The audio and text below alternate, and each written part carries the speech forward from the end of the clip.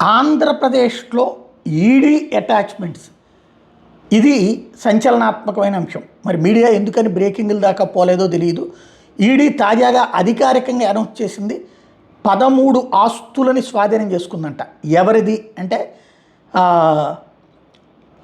General and technical education society Gudivada, general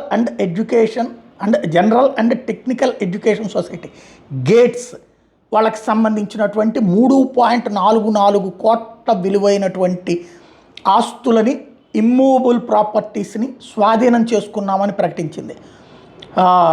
గేట్స్కి సంబంధించి late Vemulapati Venkateswararao his family మెంబర్స్కి సంబంధించిన ఆస్తులు అన్నటువంటి విషయాన్ని ప్రకటించింది. అంటే దాని మీద ఈడీ విచారణ జరుపుతోంది. ఈ విషయాన్ని మరి ఎందుకన్నో కానీ మన మీడియాకి పట్టలేదు పెద్దగా.